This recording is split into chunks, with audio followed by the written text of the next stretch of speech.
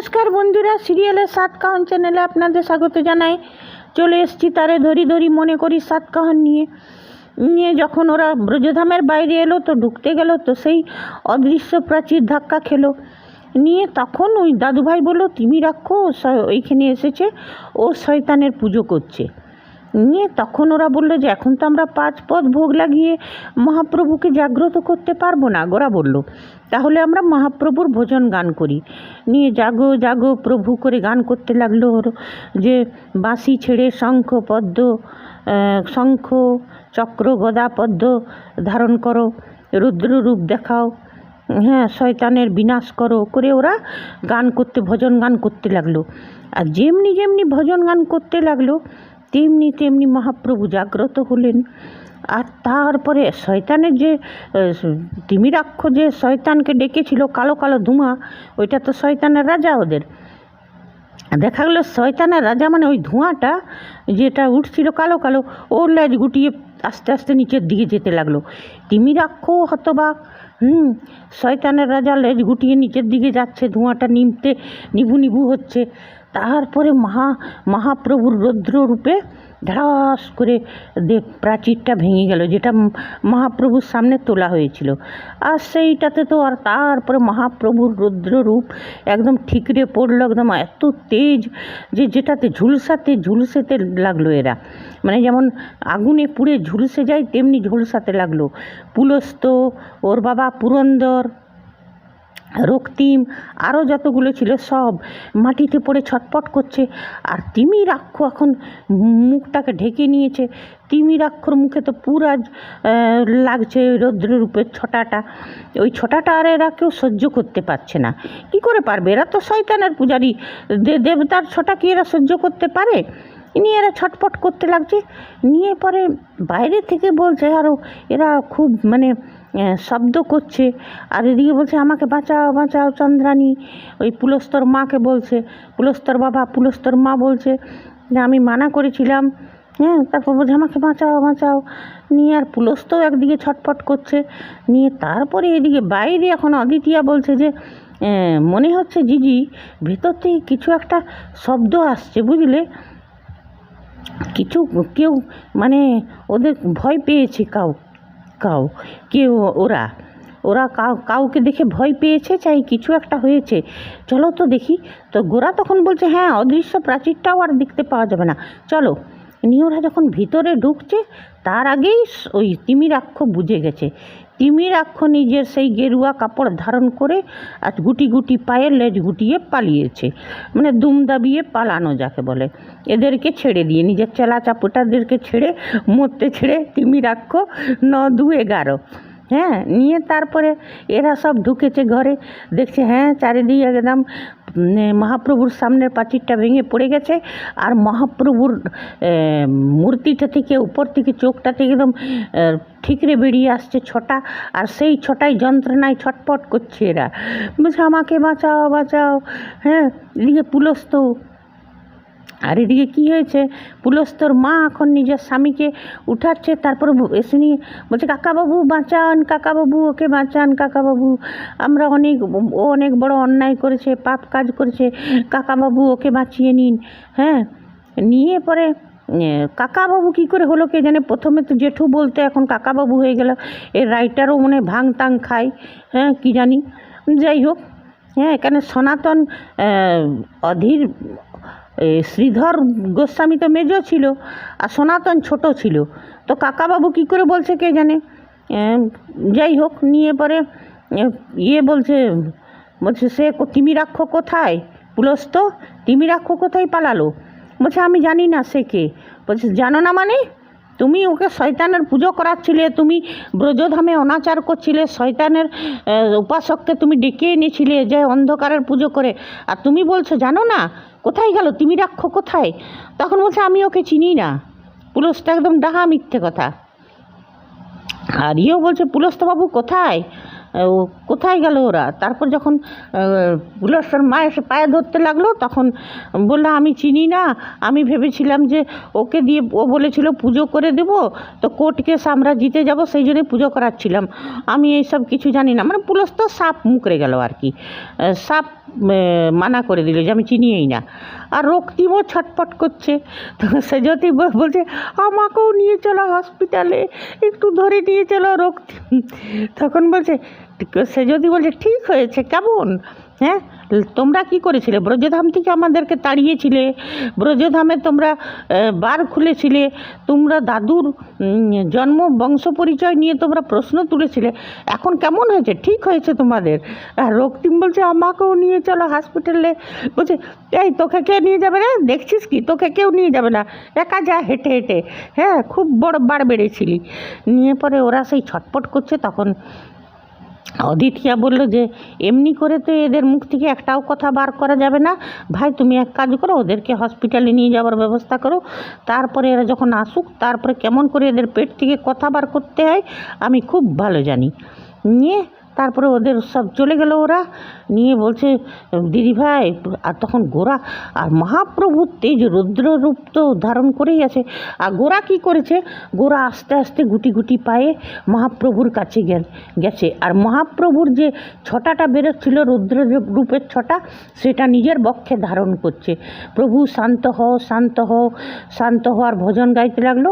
নিয়ে আস্তে আস্তে আস্তে আস্তে প্রভু শান্ত হলেন। তারপরে গোরা নিচে নেমে এলো আর এরাও পুলস্তদেরকে নিয়ে গেল হসপিটাল। রক্তিম সব চেলাচাপাটি, ওরা সব শয়তানের সব পালালো। নিয়ে তখন বলছে অদিতিয়া আমি তোমাকে কি বলে ধন্যবাদ জানাবো বুঝতে পারছি না। বলছে গোরা যে আমরা যখন সবাই হাল ছেড়ে দিয়েছিলাম, তুমি কিন্তু হাল ছাড়োনি, তুমি সবারই মনোবল বাড়িয়েছিলে, তোমার জন্যেই অসাধ্য সাধন হয়েছে, তুমি না থাকলে আমরা এই ব্রজধাম ফিরে পেতাম না। মানে গোরার চোখে আর কি ভালো লাগা। আর এইটা দেখে কুন্তলি জ্বলে পুড়ে ছাই। হ্যাঁ, আর গোরা যখন মহাপ্রভুর রুদ্ররূপটাকে বক্ষে নিতে গেল, তখন অদিতিয়া বলল জিজি তুমি সাধারণ নও। তখন বলছে না অদিতিয়া আমি সাধারণই, আমি মহাপ্রভুর ভক্ত। সে যাই হোক, আর কুন্তলিনী জ্বলে পুড়ে ছাই হচ্ছে। কুন্তলিনী মনে করছে বাবা গোরার চোখে আবার। নিয়ে তারপরে বলছে দাদুভাই বলছে যে দিদিভাই এই তো কলুষিত হয়ে গেছে, চারিদিকে নোংরা। বলছে দাদুভাই চিন্তা করো না, সন্ধ্যাবেলায় সব একদম পরিষ্কার ঝকঝকে করে দেবো আমরা ব্রজধামকে আগের মতন। আজ সন্ধ্যাতেই আরতি হবে, মহাপ্রভুর পুজো হবে, ভোগ লাগবে। নিয়ে বললো এই বিশাখা শিউলি সবাই চলো হাত লাগাও, কেউ বসে দাঁড়িয়ে থেকো না, সব হাত লাগাও, সবাই সাফ পরিষ্কার পরিচ্ছন্ন করো। গোরা ওরা সব ওই যে শয়তান তিমিরাক্ষ যে বানিয়েছিল যজ্ঞের মঞ্চটা, নিজের অন্ধকারের শক্তিকে জাগ্রত করবার মঞ্চটা, ওইটা ভাঙতে লাগলো। নিয়ে সবাই ঝাড়ু পোছা সব শুরু করে দিল, এমনকি গোরার মাও। নিয়ে তারপরে সন্ধ্যেবেলায় সব পরিষ্কার হয়ে গেল, আবার ব্রজধাম আগেকার মতন ঝলমলে হয়ে গেল। তারপরে সবাই স্নান টান করে আবার গোরার মা আর গোরা তুলসী গাছে জল দিতে লাগলো। নিয়ে তারপরে তখন গোরা বলল অদিতিয়াকে, আচ্ছা হ্যাঁ, যখন ও পরিষ্কার করছিল তখন কিন্তু অদিতিয়া জলের বালতিটা এনে ধাক্কা লেগেছিল গোরার সাথে। তো গোরা কিন্তু ভালো লাগা চোখে অদিতিয়ার দিকে তাকিয়েছিল। আর সেইটাতে কুন্তলিনী জ্বলে পুড়ে ছাই। বলছি বাবারে, এই গোরার তো আস্তে আস্তে গোরাদা তো এই মেয়েটার চোখে ভালো লাগা দেখছি, যদি এই মেয়েটার প্রেমে পড়ে যায় তাহলে তা আমার স্বপ্ন জল ঢেলে যাবে, আমার আশায় ছাই পড়বে, এটা তো হতে দেব না, আমি আজকেই গুরুদেবের কাছে যাব। নিয়ে তারপরে দেখাগুলো সব ভোগ দিল, মহাপ্রভুকে ভোগ দেওয়া হলো। তারপরে বলছে যে বাবা যান আরতিটা করুন। বলছে না বড় বৌমা, আজ আমি আরতি করব না, যাদের জন্যে ব্রজধাম ফিরে পেলাম আজকে তারাই আরতি করুক। নিয়ে বললে ঠিক আছে, যাও দাদুভাই দিদিভাই তোমরা আরতিটা করো। নিয়ে তারপরে ওর গোরার মা বলছে যা বাবা। নিয়ে ওরা গেল দুজনা, অদিতিয়া আর গোরা দুজনা মিলে আর আরতি করতে লাগলো। আর কুন্তলিনী জ্বলে জ্বলে মরতে লাগলো। নিয়ে সেটাই দেখালো যে ওদের আরতি হচ্ছে, আর দিকে কুন্তলিনী ঠিক পৌঁছে গেছে সাধুর ডেরায়। হ্যাঁ, আর সাধুও ওই শয়তান সাধু ওই তিমিরাক্ষ, ও রুদ্ররূপে জ্বলে পুড়েছে, ওরও শরীর জ্বলে গেছে। ও কি প্রলেপ লাগাচ্ছে, নিজের মহরম পট্টি করছে, আর বলছে কেন আমি হেরে যাচ্ছি বারবার, হে শয়তানের রাজা তুমি বলো আমি ওদের কাছে হেরে যাচ্ছি কেন? কেন হেরে যাচ্ছি? কেন বারবার এমন হচ্ছে? তখন কুন্তলিনী বলছে, হ্যাঁ কেন এমনি হচ্ছে বলুন তো, কেন হচ্ছে? আমরা কেন হেরে যাচ্ছি? এত সব করার পরও কিছুই করতে পারলাম না, আর আমার গোরাদার থেকে পাওয়া হলো না। আজ গোরাদার চোখে ওই মেয়েটার জন্য ভালো লাগা দেখলাম, আবার কাল দেখবো মেয়েটাকে সত্যি সত্যি যদি গোরাদা ভালোবাসে, তখন তা আমি মরে যাব, তা আপনার কী হবে? আমি আপনার সব ডেরা লন্ড ভন্ড করে দেবো, সব কিছু করে দেবো। মানে কুন্তলিনী যেমন চিল্লাতে থাকে তেমনি। তখন সাধু বলল, ওই তিমিরাক্ষ বলল, একদম খবরদার, শান্ত হো, দাঁড়া কিছু উপায় করি, আমার তো সব শক্তি নষ্ট হয়ে গেছে। আর পুলস্তও মনে হয় মন থেকে হেরে গেছে।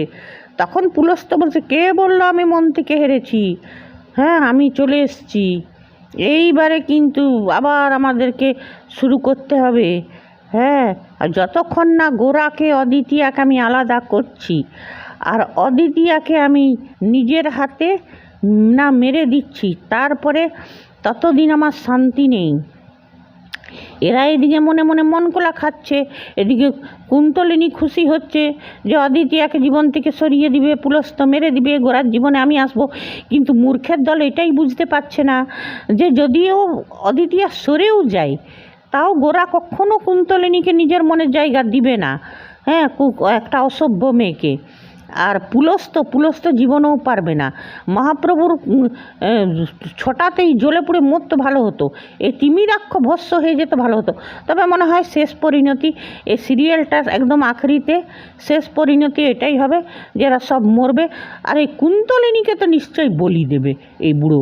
বলছে, দাঁড়া তোর দেখ, আমি তৃতীয় খণ্ডের তো পড়ে, তুই তো তমালিকা ছিলি, মুরারি তো অক্ষয়কে মেরে দিয়েছিল, কিন্তু তোর পরিণতি কী হয়েছিল এটা জানা যায়নি এখনো পর্যন্ত।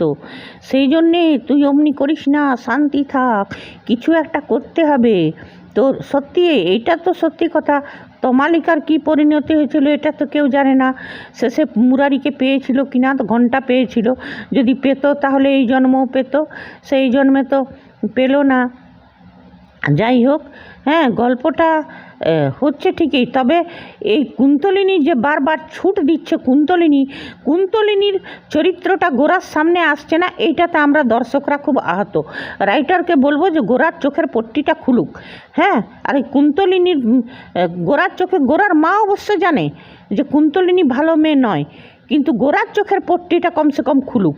না, গোরাকে বারবার বাঁচিয়ে দিচ্ছে, সেটা ঠিক লাগছে না দর্শকদের। আর এইবারে পুলস্ত কী করবে, এদেরকে ব্রজধামে ঢুকতে দেয় কি না সেটাও দেখার। অদ্বিতীয়া তো বলেছিল ব্রজধাম থেকে ঝেঁটিয়ে বার করব, তো এখনও তো সেটা করলো না। এবারে হসপিটাল থেকে ফিরে এসে পুলস্ত ওই বাড়িতে আসে কি না সেটাও দেখার। হ্যাঁ, আর মহাপ্রভু ঢুকতে কি করে দেবেন ওদেরকে, মহাপ্রভু ওদেরকে ঢুকতে দেয় কি না, আর কুন্তলিনীকে কিছু একটা সাজা দেখ মহাপ্রভু, আমরা দর্শকরা সেটাই চাই। ঠিক আছে বন্ধুরা, আজ এতটাই। নেক্সট এপিসোডে 7 কাহানি নিয়ে ফিরে আসবো, ততদিনে ধন্যবাদ, বাই। ভেবেছি ভাগ্য রঙে এসেছি, কতই রঙে বেসেছি, ভাব তরঙ্গে দেখেছি কতই রঙে, সুজনের সঙ্গে হবে দেখাশোনা, তারে আমার মনে করি আমার হয়ে আর হলো না। দেখেছি রূপসাগরে মনের মানুষ কাঁচা সোনা।